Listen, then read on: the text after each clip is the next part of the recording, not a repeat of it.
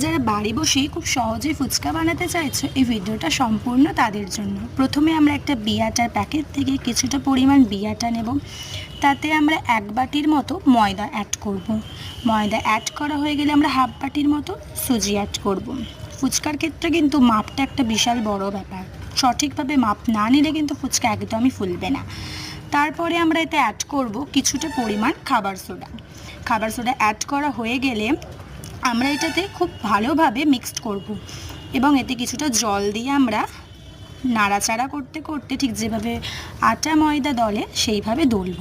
দলা হয়ে গেলে আমরা কিছুক্ষণ এটাকে চাপা দিয়ে রেখে দেবো। তারপর ঠিক ছোটো ছোটো লেচি কেটে নিয়ে এরকম ফুচকার সাইজে আমরা বেলে নেব। ফুচকার বেলা হয়ে গেলে আমরা গরম তেল বসিয়ে দেবো একটা পাত্রে। ভাজা হয়ে যাবে ফুচকাগুলো আমরা ঠিক এইভাবেই দেব।